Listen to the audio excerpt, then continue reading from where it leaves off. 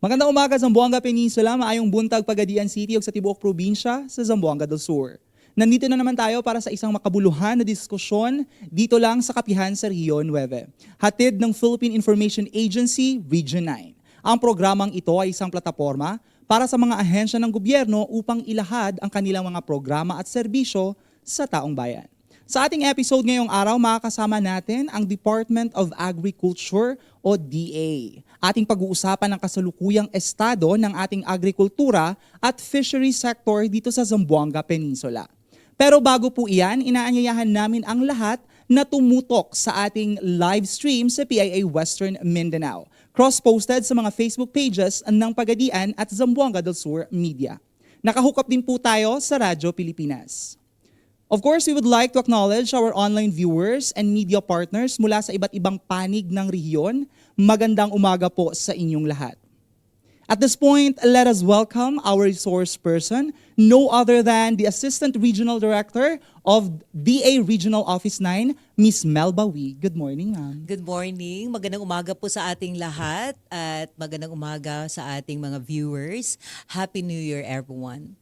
Yes, no. Unang-una, Ma'am Melba, kasi we have a very interesting topic now. Kakasimula lang ng taon. And of course, we wanted to know, kumusta ba ang estado ng ating agriculture and fishery sector dito sa Region 9? Ang ating agriculture and fisheries dito sa Region 9 naman po ay meron tayong strength in terms of, syempre sa ating fisheries kasi we are the fishery capital of the Philippines in terms of canned sardines, no? Yeah. And of course, especially in Zamboanga City. And we are also into bottled sardines in Dipolog. yes, So exactly. these are one of the strengths ng Region 9 in terms of fisheries. Also, sufficient naman yung ating rice. Especially dito sa Zamboanga del Sur, medyo sumobra yung ating production na nagagamit naman din or nadidistribute naman din sa mga medyo may deficit na rice areas natin in Zamboanga City. But then again, Zamboanga del Sur as the rice granary ng buong region. Wow. So, are we on a growth trajectory? Increasing po ba tayo? Increasing naman tayo, especially in terms of rice, no? But of course, yung ating high value na iba pa ay medyo meron tayong mga challenges. But the Department of Agriculture, in collaboration with our local government units naman, ay talagang hand in hand naman ay nagtutulungan para i-address ang mga challenges na ito. Talking about challenges, ano-ano po usually yung mga challenges na nai-encounter ng ating sektor? Siyempre, nandoon na yung ating budget na mga challenges. Yeah. Kasi there is no such thing as enough budget naman talaga. We can just do so much kasi hindi naman din ganun kalaki yung ating mga pondo. And then yung ating pang medyo pa-change ba ng ating mga klima, mga ating mga panahon na nag-change din. At siyempre, yung ating ding mga partners, no, especially medyo pa hindi na pabata yung ating mga farmers, no, but we are also doing something about it in collaboration with our local government units and iba pa na mga stakeholders.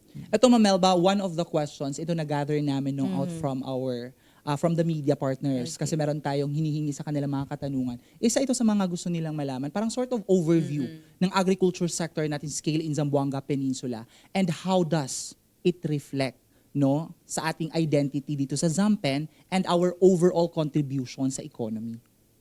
Okay, ganito na lang siya. Mayroon talagang mga problema kada region. Yes. So, kaya sinabi ko kanina, yung medyo tayo may mga challenges, pero hindi naman tayo bumagsak.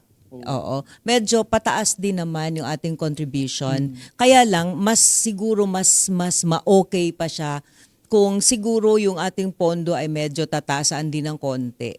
Oo. Okay. Kasi yung ating mga proposals naman na mga pondo, kasi kailangan din natin ng mga roads, kailangan natin ng, hindi lang naman kasi kailangan natin yung ano kasi siya kailangan complete yung value chain, no? So in terms of magtatanim ka, syempre kailangan mo ng magandang soil, kailangan mo rin ng magandang seeds, kailangan mo rin ng eksakto balanse na fertilization kasi may problema din tayo sa mga insekto. So kailangan ma-address din natin ang mga bagay-bagay na ito. Syempre din yung ating marketing, which is really very difficult sometimes yung ating marketing. Pwede nating sabihin, okay, may merkado naman tayo, pero kailangan natin ng volume of production din. Hindi lang sa rice, kundi sa lahat ng mga commodities. So kailangan i-address din natin to siya. Kaya kailangan kumpleto sana yung ating medyo budget sa lahat-lahat na ito. Kaya lang, syempre, ipa-prioritize natin basing on what budget we have. Kasi gano'n naman talaga, no? Syempre, nasa Pilipinas, ang dami din naman natin, dami din mga projects. Hindi din na talaga natin ma-address pa isa-isa yung ating mga partnership. So, dapat i-encourage natin yung ating mga farmers na dapat nandoon sila maganda yung kanilang associations or even cooperatives para doon natin ibubuhos yung ating mga partnership with them. So yun yung mga dapat nating i-address din. Kaya lang doon lang tayo kinulang ng konti sa pondo. But then again, with our partnership naman with the local government units and other stakeholders, na-address din naman. Dapat i-ano din natin na pagka may mga problema kasi dapat Department of Agriculture kaagad, ano. So dapat ang parang kung mga bedrock talaga natin ay isa nasa barangay. Doon pa lang sa barangay level dapat yung ating food security plan dapat in place din siya with our doon na sa ating local chief executives. Dapat ano siya, kasi ang Department of Agriculture can just do so much. Dapat magtutulungan talaga, ano? Kasi kapag hindi, parang hindi na babalanse. So, kailangan i-address talaga natin. Pero as of the moment naman, continuous naman talaga yung programming, continuous naman talaga ang pakipagtulungan, pakipag-uusap sa ating mga partners in as far as agriculture is concerned. Yes, and you've been talking about pondo. So, gusto din nating malaman kasi kaka-approve lang no nung ating general appropriations for Yes. 2026. Yeah, So, okay. gusto nating malaman if magkano ba yung na-allocate talaga out from the approved GAA that we have, GAA that we have, is dedicated for the agriculture sector. As for 2026, ang atin is about 3.6 billion. For the 3.6 billion for the entire Zamboanga Peninsula. Oh. At least meron naman tayong increase na about 40% compared last year. Kasi last year is about 2.5 billion lang siya. So nag-increase din naman. Oo. Oo. Thank God, nag-increase naman din siya. No? But then again, yung proposal natin kasi last time is nasa almost 80 plus supposedly billion no? From tier 1 to tier 2. Yun yung mga proposal supposedly natin sa ating annual investment plan. Kaya lang ang dumating naman ay about 3.6 billion lang. So kaya masasabi natin na kung na-address sana yon na yung mga kapondohan na yon, baka sabihin talaga natin na na-address din ang lahat nating kailangang gawin dito sa region. Pero kay meron lang naman tayong 3.6 billion ay pagkasyahin natin basing doon naman sa ating work and financial plan. So you mean to say po itong budget na ito kulang pa din kahit 3.6 billion ito? Yes, kulang pa rin siya. Kulang talaga. Okay. Siya. Kasi ang dami din naman kailangan natin sa region pero kinulang tayo. But that is why kailangan strengthen yung ating mga associations. We really need to strengthen that para yung ating mga pondo, doon natin siya ibubuhos para sharing ang mangyayari. No? Sharing ang mangyayari, tapos kung ano pa man yung iba pang ating mga nakaprograma ay dapat ay ipaprioritize na lang din natin. Anyway, we do not stop proposing. Yeah, okay. We do not stop proposing. For those na hindi na approve for this year, pwede pa din naman nating i-propose for next year. Pero despite po dyan sa sinasabi po ninyo, is it sufficient na ba yung nandito na ngayon allocated budget to support the existing to strengthen our agri-fishery sector? Pwede mo siyang sabihin na pwede na. Yes. Oo, kasi naman pinoprogram mo din naman siya. Pwede na siya, pero kung sana mag-increase pa tayo ng Yes, konti. oo, Like oo. in other regions kasi mas malaki ang kanilang budget for agriculture. Okay. Mas malaki sila talaga. Okay. So yung sa atin medyo kinulang. So dapat kasi yung ating kasi nasa Mindanao tayo, na remember ang Mindanao ay hindi, well, binabagyo na rin tayo, pero compared to other regions, mas okay pa tayo in terms of climatic condition. So, mas maigi sana na mas bigyan pa natin ng mas konti-konti pang pondo to address, no, para mas maigi pa yung ating production and productivity at the same time for our farmers and fisher folk. Pero the totality of this budget, ARD Melba, hindi pa kasali ang province of Sulu. Hindi pa kasali ang province of Sulu nito kasi 'di ba for 2026 wala pa tayo. And nakipag-usap naman na kami sa Sulu. We went there kailan ba kami pumunta? Parang January yata we were there. Meron pa silang budget sa kanilang PS, sa kanilang pasweldo. Pwede sa 2026 pero sa 2027 wala na So nakipag-usap na tayo, meron sila in terms of people, yung sinubmit lang sa amin dapat they have at least parang 30 yata. If you remember, baka hindi ka pa ipinanganak noon. During kasi sa 'di ba, sa ARM pa man kasi noon, Yes. ang lahat ng plantilla positions naman ay tinurn over ng Region 9 to the ARM, no, for the two provinces. So depende na lang sa pag-uusap, Yes. no, kung paano I will not be, hindi ko siya ipi-preempt, pero may mga pag-uusap na nangyayari. But definitely, ang Department of Agriculture ay pumupunta na sa Sulu. In fact, yung last week, meron na tayong coordination meeting with our Philippine Rural Development Project. Kasama na ang ating Sulu province. Kasama na sila sa atin. So, from then on, may mga engagements na rin tayong gagawin sa Sulu. Ano po yung mga top priority programs that we have under the existing budget that we have for Siyempre, 2026? nandoon na yung ating rice program. Rice program Okay. kasi ang rice ang medyo biggest budget. We have the corn program. We have the high value crops development program. We have the livestock program. We have the organic program. And of course, we have mga special projects, yung ating SAAD, Special Area for Yes. Agricultural Oo. Development. Nandoon na yung ating 4K. And we have a World Bank project also. We have the Philippine Rural Development Project. Yan yung private partnership natin with them. It's a partnership natin sa World Bank with the local government units. Yeah, Okay. oo. Sino-sino po ang mga magbe-benefit ng mga local government units lahat nito? po siya, no, kasi meron tayong mga package of partnership dyan, meron tayong sa enterprise, as of, meron tayong groundbreaking sa MIFAMCO. Yung last Friday, Bago meron lang. bago Okay. lang talaga Yes, sila. yes. They have the cacao processing, they have at least mga 84 million Wow. yung sa cacao processing. Last week na groundbreaking tayo. Sa ating PRDP naman, we have an ongoing project sa PRDP, yung Gipos Dinas, that is 311 million, 311.4 ba? Million, Yes. 11.5 kilometers. Tapos sa Visago naman, we have about 174 yata. That is 8 kilometers, about 8 kilometers, no, sa Visagon. Oo. And a lot more pa sa ibang mga provinces. But for the Zamboanga del Sur, ito yung mga big tickets natin na project Projects, yes. dito sa Zamboanga del Sur, yung Gipos Dinas and Visagun, and we have the Midsalip, yung sa MIFAMCO. Yung processing nila ay yung sa tsokolate. Yung Okay. cacao processing center nila. Oo.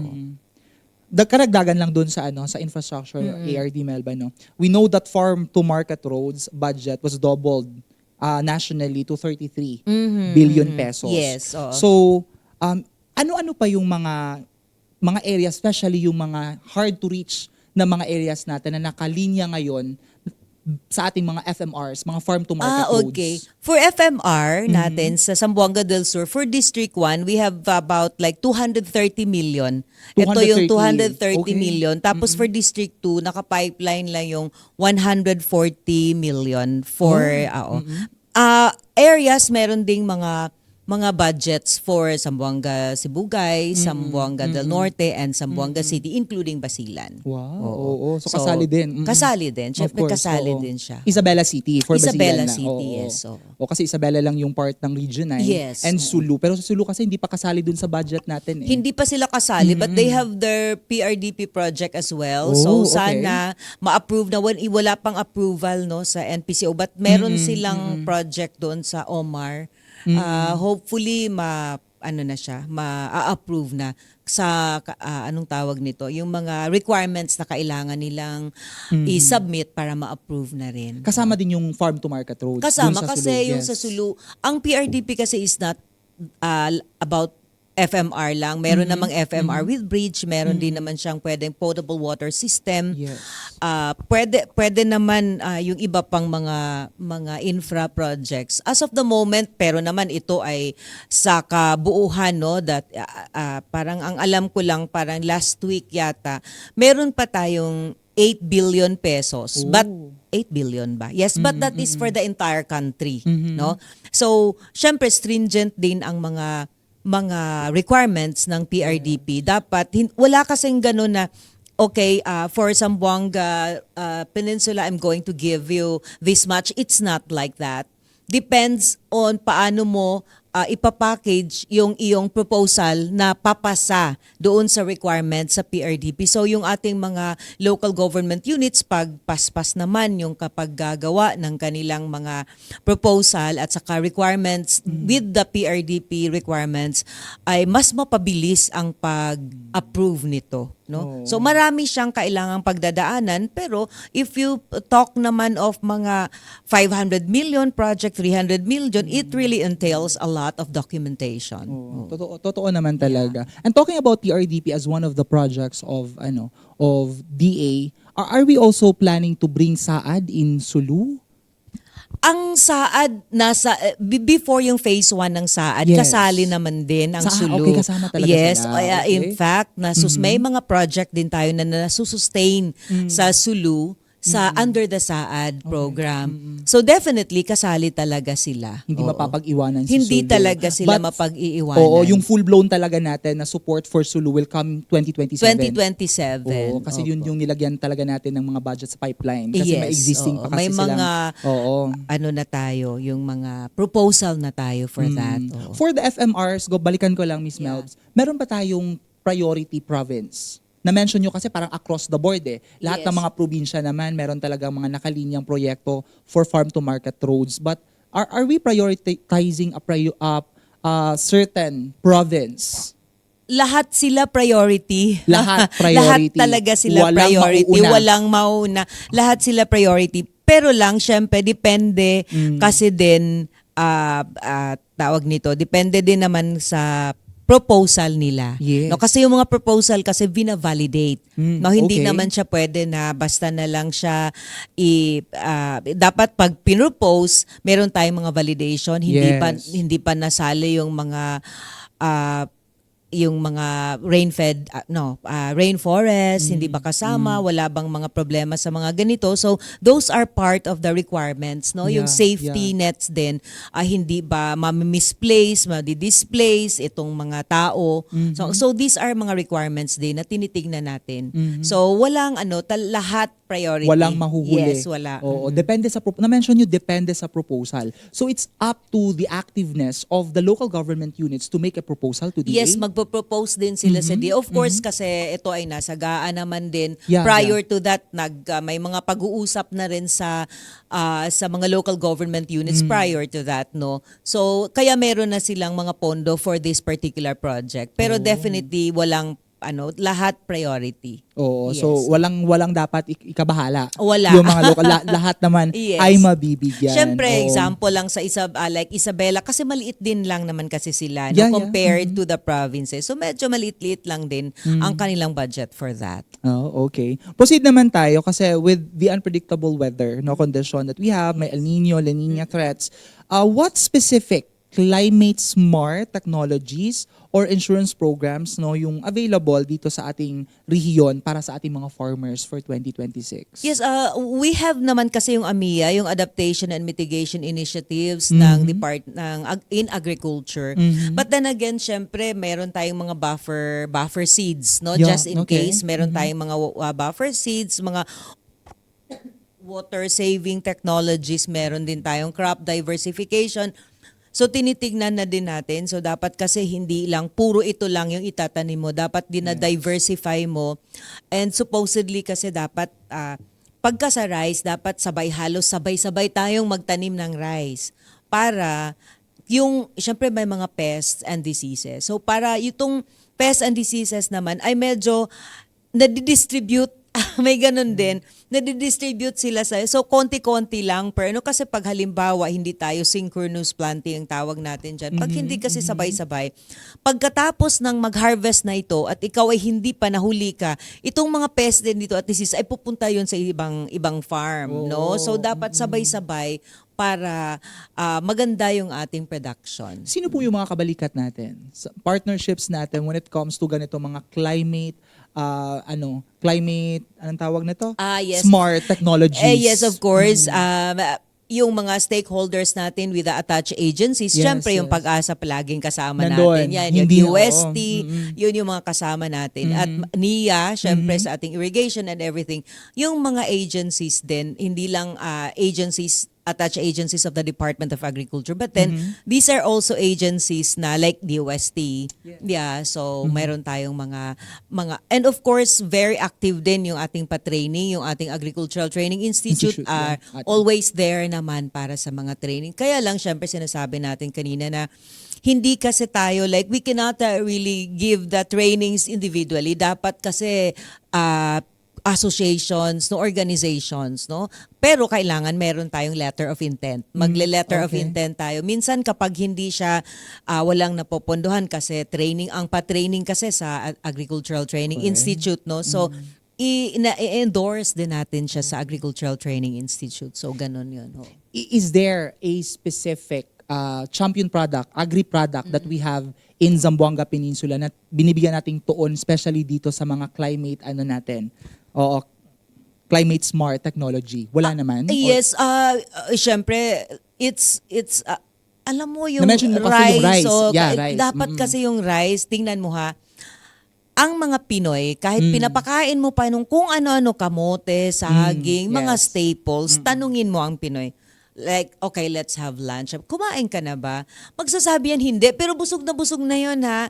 Hindi. Magsasabi siya na hindi pa siya kumakain dahil hindi siya nakakain ng kanin. Yes. So, yun talaga. Kaya kailangan ingatan natin yung ating rice. No, talagang tutukan talaga natin siya. Kasi whether we like it or not, culture na kasi siya talaga. It will take a lot of time siguro para hindi na kumakain ng rice ang mga Pilipino. Talagang kakain at kakain ng rice. Kahit anong pilit mo nakakain ka ng kamote, saging, ay talagang kakain pa rin yan ng rice. So dapat alagaan natin. Next is, syempre yung ating corn. May mga Yes. corn eating areas pa rin tayo. Nako, Katulad ko. ako din. Diba? Kasi I'm from San Miguel. Yes, yes. So syempre, ang produkto namin ay talagang mais. Now, even for Zamboanga del Norte, mais din naman ang maraming kumakain ng mais. So alagaan din natin ang mais. Bakit? Dahil siya ay food and feeds. No? Correct. So parang 70% yata ng ating feed ingredients ay galing din sa mais. Okay. So dapat ingatan din natin siya talaga. So nandoon na yung ating mga promising commodities. Siyempre fisheries tayo, no? Yes. Coconut. Yes. Ingatan natin yung ating Exactly, coconut. oo.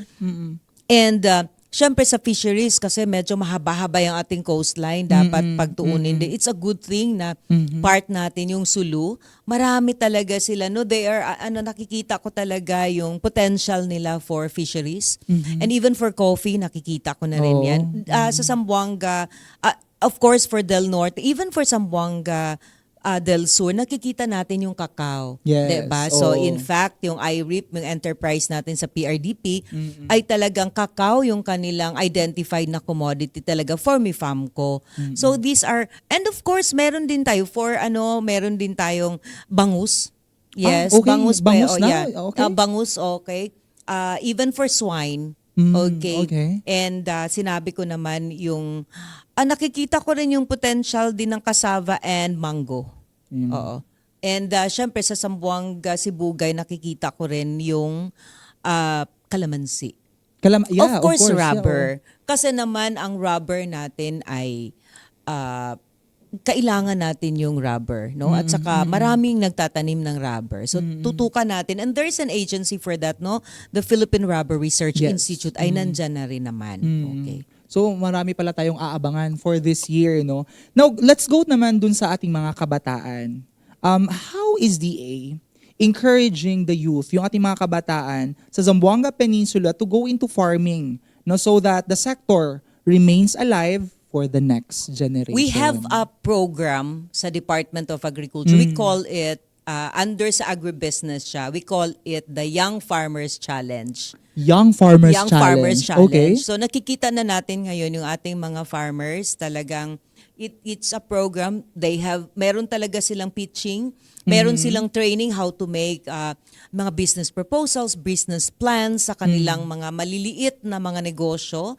Tinitingnan, and the DA tinutukan natin yan dahil siya ay isa sa mga banner programs din natin ng Department of Agriculture. So meron na tayo. They are into parang meron silang chosen agribusiness ventures, mga agri-entrepreneurship. Okay. They can access training, financing, digital agriculture activities. Meron silang ganon.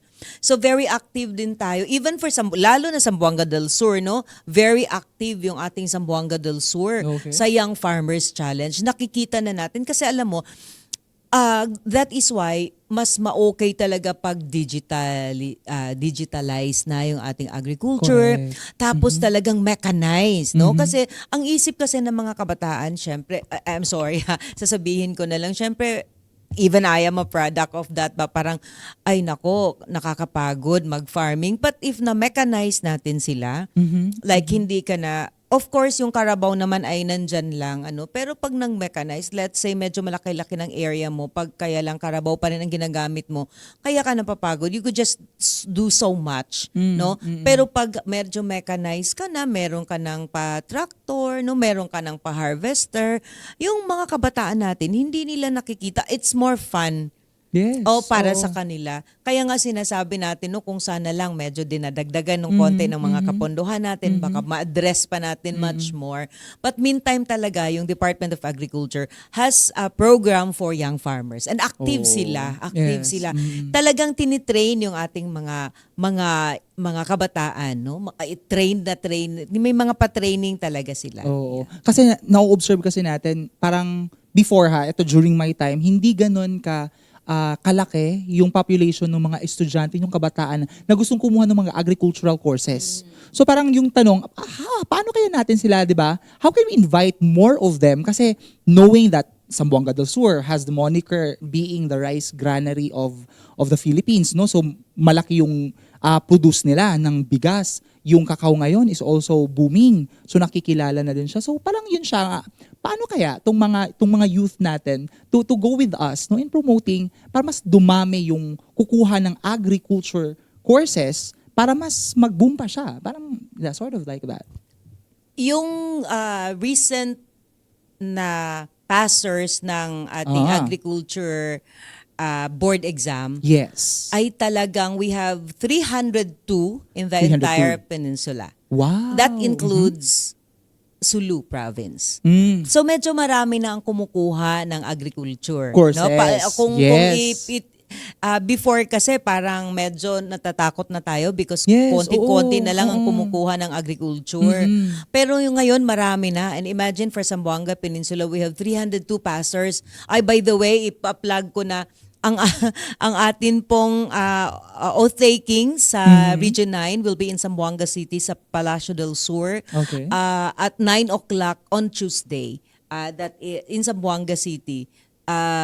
On Tuesday, ano ba ang Tuesday? At 20. Yeah, yes. Yeah, okay. January 20 ang ating oath taking ng mga board pastors Pastors, yeah. ng agriculture. So, pupunta lang tayo sa may Leris na, paki-open na lang doon sa Leris, mag-login kayo doon. So, yun lang ang gagawin ninyo. Naku, i-cover namin yon. Baka makakuha kami ng magagandang feature doon, Ay, Miss yes, Melba. yeah. From our agri students para Yes, makita yes. natin kung what made them Take agriculture as a take course. So agriculture please as a do course. so, ha? And yeah, Yes, maganda 9 yung- o'clock sa Yeah, Tuesday, yeah. January 20. You mentioned 300 plus yung 300, pumasa. yes, 302. To be 302. exact, Is yes. that a promising number? That is a promising number kasi before hindi tayo umaabot ng 302 at hindi din tayo umaabot ng ganyan kadaming nagkukuha ng agriculture as a course, Yes. no?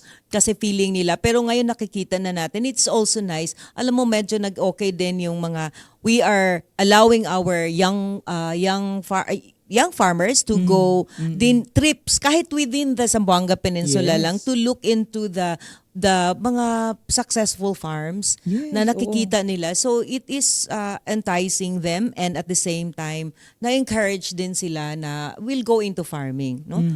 So may mga strategies din tayo how na makikita ng ating mga kabataan na talaga namang magandang mag-venture into farming. Correct. Kasi nakikita mo talaga na syempre patience, nandoon na yung patience mo. Kasi naman pag nagtanim ka ngayon, di mo naman siya pwedeng kainin bukas. So test of patience mo talaga, at also yung talagang appreciation mo na pinoproduce ng ating Panginoon ba, na yung patience mo, inaalagaan mo para hindi lang ikaw ang makakain, pero ang ibang tao ay makakain din sa effort mo. Ito lang, parang sort of curiosity ko lang to, Miss Melba. Does it really matter if you have a farm? Kung kukuha ka ng agriculture course, kailangan bang may sarili kang farm or not necessarily naman? Hindi naman kailangang meron kang Oo, farm, diba? pero mas maigi sana kung meron, no? Oo, Yung ating oo. dapat yung mga anak ng ating mga farmers, mas maigi sana kung kukuha sila ng agriculture as a course. Kasi meron kasi yung example, if you're going to plant high value, example na lang, atchal, no? Example sa 1,000 square meters, may mga ano man yan sila, they have their own computation naman. Yes. Kung gusto mo na ganito ang iyong produkto and income, pwedeng ito ang itatanim mo. Siyempre, kailangan yung market mo. So, may mga strategies din yan. It pays sometimes kasi pagka nag-actual na yan sa agriculture as a course, hindi ka na masyadong nahihirapan kasi alam mo na. It's just that siguro along the way, hindi mo na i-apply yung proper technology in doing so.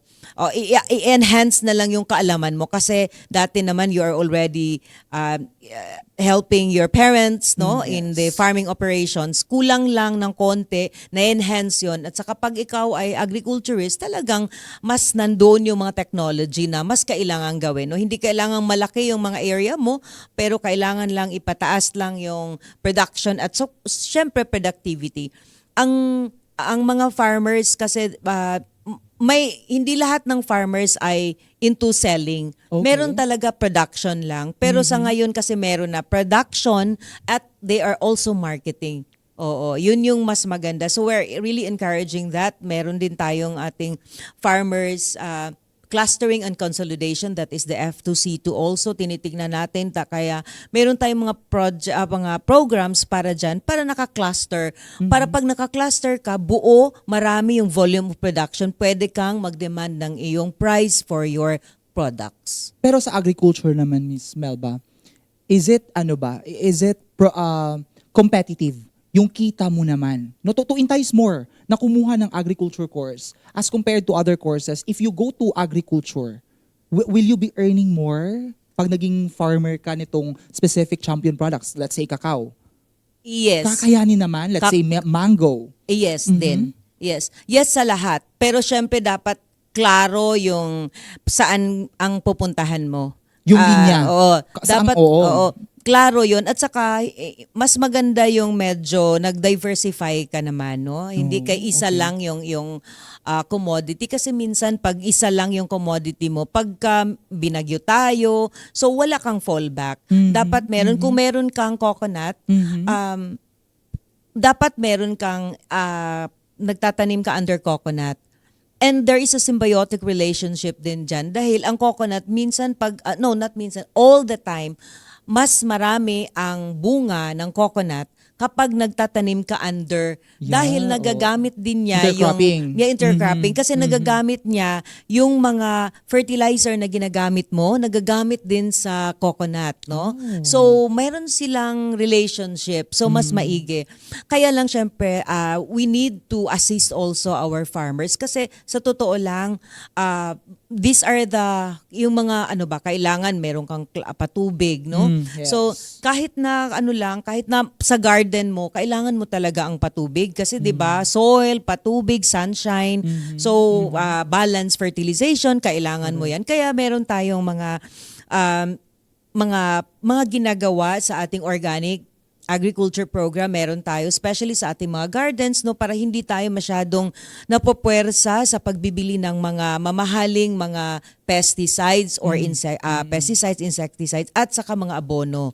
So, ginagamit din natin yun. Nandun lang sa ating mga palipaligid para to, decrease yung cost of inputs. Do we also have existing scholarship supports? We have for a scholarship. students? Yeah, Yes. we have the ASEF scholarship program. Even yung fisheries, meron din silang scholarship program. Existing. Even yung PCA, meron silang scholarship program. Sana nga mas dagdagan din. Yan yung mga isa sa mga natin. Dagdagan din natin ng kapondohan para sa ating mga scholarship program para mas marami pang mga anak ng mga farmers na maka-avail nito. No?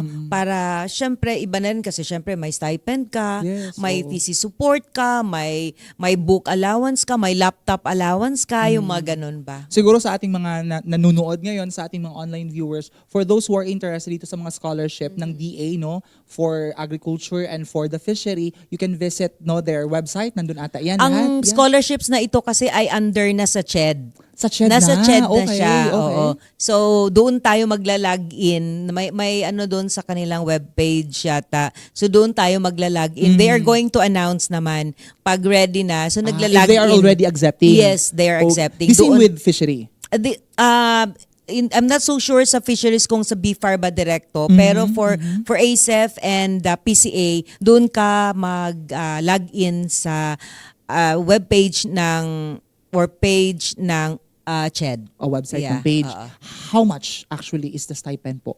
Depende kasi ang alam ko parang meron pa, I'm not 2,500 or about 3,000 per month. And I'm not so okay. sure, pero parang ganun yung kanilang mga So malaking pa-stipend. tulong na din Malaki talaga. rin So you yun. grab it kung makita po ninyo iyon. But anyway, sige, meron namang sigurong mga postings din regarding that. Yes, So madali nyo oo. lang makikita if you are interested. Proceed tayo sa next question, Miss Melba. Some farmers and fisher folks feel they aren't reached, by the government programs. What could be the cause of the disconnect, and how can we ensure that aid reaches even the most remote areas? Sa agriculture side. Of course, Oo. kahit hindi sa agriculture side, but of course we're talking about agriculture, dapat medyo masigasig yung ating sa barangay. Kasi sila ang nakakaalam kung ano ang problema doon sa ating barangay. They are the bedrock naman talaga for Yes. development. Mag-i-start tayo sa barangay, gagawa sila ng mga resolutions papunta sa kanilang munisipyo. Yung mga ganun ba, nakikita, sila mismo sa barangay, dapat meron silang food sufficiency plan. Yes. Pinaplano talaga yon kasi nakikita naman natin during the pandemic, 'di ba? Yung sa pandemic close dito, close doon, kahit may pera ka, wala ka namang ibibili. Correct. So nakikita natin na dapat sufficient tayo. So dapat yung ating talagang sa barangay level magsisimula ang lahat ng mga kailanganin. And then after that, coordinate din natin yan sa ating local government. So lahat tayo dapat merong food sufficiency plan. No, kasi ang Department of Agriculture will be there for the mga technical assistance and all, pero dapat hindi kasi kami ang mag-i-insist para sa inyo. Mag-initiate. Dapat kasi Oo. sila para sa ano kay para ano ba, bottoms up ba Yes, ang oo. ating gagawin. So na minsan I'm sorry, masasabi lang natin na minsan dapat medyo nalulungkot tayo ano kapag may problema tayo, dapat sa agriculture kaagad. Pero remember, we have the municipal agriculture office, no? They have their own technicians din. So dapat doon tayo maguna. Oo. Tapos may mga ginagawang mga endorsement and everything. Pero dapat sa barangay pa lang, alam na alam mo kung saan ang area para rice, saan ang area para sa high value crops, saan ang area mo para dito dadaan, para yung enterprise mo, 'di ba kasi farm to market road man tayo. Dito dadaan yung ating mga FMR kasi nandito yung mga pananim natin, nandito yung mga enterprise. So dapat dito dadaan. And yan yung mga area na tayo ay we are validating para makita natin talagang farm to market road, talagang merong mga produkto dyan na kailangan dyan dadaan para presko pa silang darating sa merkado. Marami pa bang mga area sa atin ang nangangailangan pa ng assistance in terms of farm to market road? Marami pa. Marami pa talagang areas. Oo.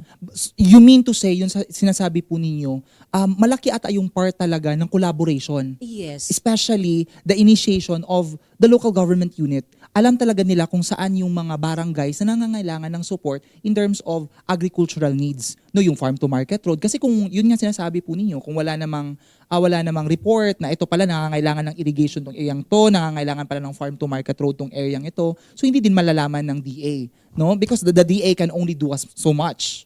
Yes, we also do monitoring naman. We also do monitoring, but this is in collaboration with the local government units as well. So kaya nga mas maigi ba na ngayon pa lang, meron na tayong pinoproject ba na let's say, okay, 10 years, okay, 20 years, yung mga ganun. Meron na tayong nakaproject. This is not only for the hard infrastructure. Okay. Tinitignan din natin yung enterprise. Pagka meron kasi tayong mga processing center, nagbibigay tayo ng kasi value adding na pag processing centers or anything. So yung atin ding mga nagtatanim ay talagang we encourage them or they're also encouraged to plant more because meron namang within the locality na bibili sa kanilang mga products. Oo. So dapat tinitingnan natin yung mga enterprise na ito. Correct, no? Sige, let's proceed with another question. Ito naman po, where can farmers and fisher folks go for immediate assistance or information on DA services to ensure that they don't experience delay? Ang una talaga doon sa kanilang local government units, ito talaga ang sila kasi ang Yes. frontliners Correct. talaga. Sila talaga yung nakikipag-usap agad-agad.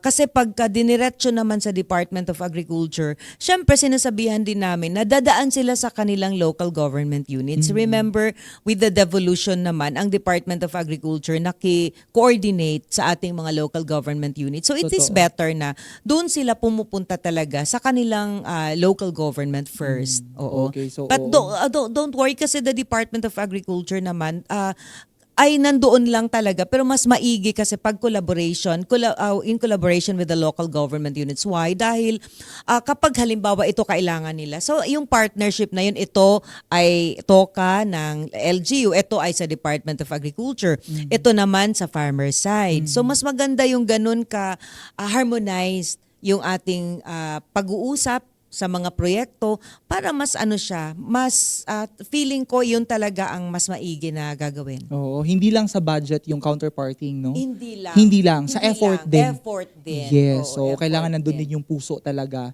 na gusto nating umasenso. So ito yung mga kailangang i-request natin, ito yung tulong na kailangan natin. LGU should be there, DA should be there, and of course the beneficiaries should also have their inputs. Yes. So magandang ano po yun. Now, ito pala, I'm quite curious kasi baka may mga viewers tayo, Miss Melba, who are also curious, paano ba sila meron bang mga bakante pag gusto nilang sumali sa DA, to be part of DA.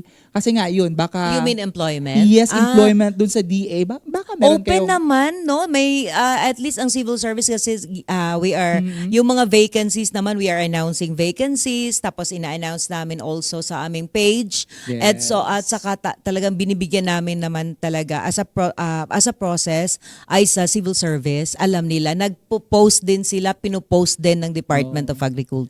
Ilan po yung mga existing natin na person? Meron ba tayong mga personnel for each of the provinces? Ang Department of Agriculture as of the moment, ang ating plantilla positions lang talaga ay about 252. 252. Oo, kasi di For ba the entire region? For the entire region. Medyo na ano tayo, nagkulang kasi Yeah. nag-rationalize tayo.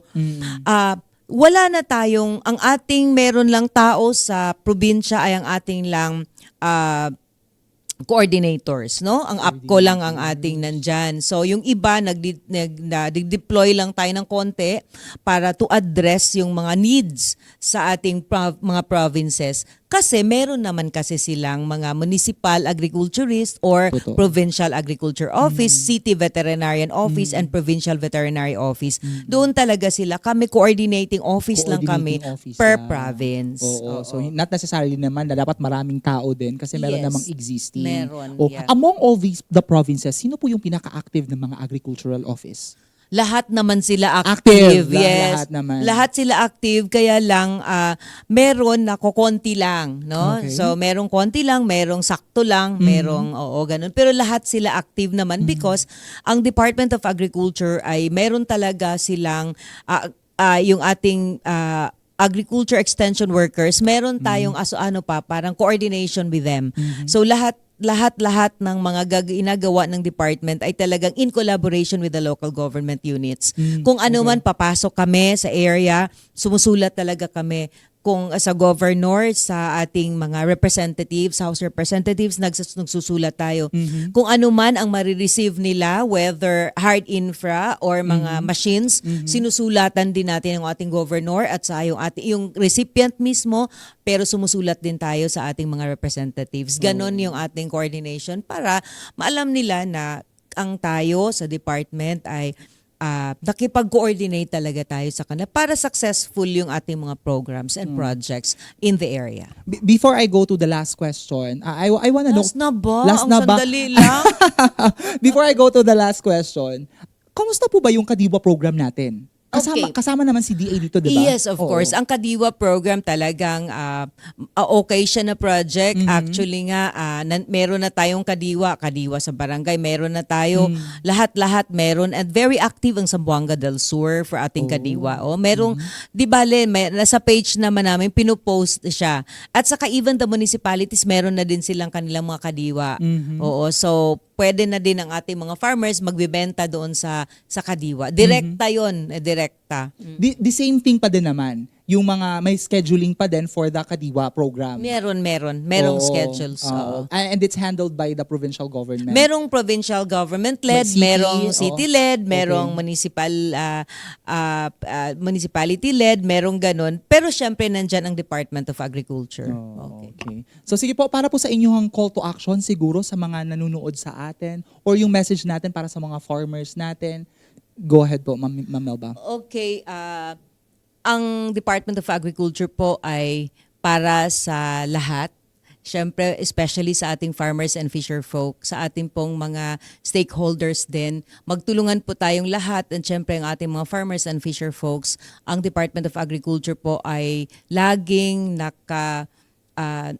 nakatutok po sa inyo in collaboration with the local government units. Huwag po nating hayaan na makulangan po ang ating pagkain dahil ang ating pagkain ay nakasalalay po sa ating mga farmers and fisher folk. Maraming salamat po sa inyo.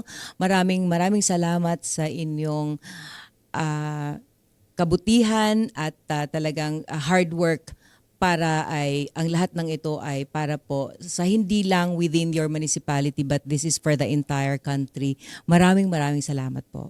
Yes, and before we let you go, baka meron pa kayong closing statement, mga gusto pang pasalamatan aside from our farmers, from your office, you wanna greet somebody, go ahead. Yes, ang ang lagi na lang natin kasi New Year naman ngayon, ano? So Happy New Year everyone. And sana po ay lagi lang tayong alert at lagi tayong pagka may nag-i-start po talaga siya sa letter of intent.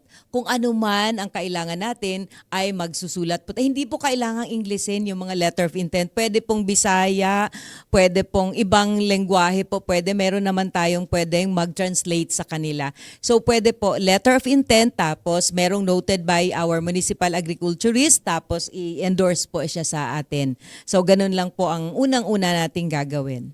Maraming salamat, Assistant Regional Director Melba Wee of DA Regional Office 9. Thank you for having us. Of course, thank you so much. Ang alam po ng PCO Secretary Dave Gomez, PA Director General Catherine Chloe De Castro, Regional Head Noemi Adaga at sa buong puwersa po ng Philippine Information Agency Region 9 at sa ating guest mula sa Department of Agriculture Regional Office 9, ito po si Emmanuel Taghoy. See you sa next episodes ng Kapihan sa Rio 9. Daghang salamat.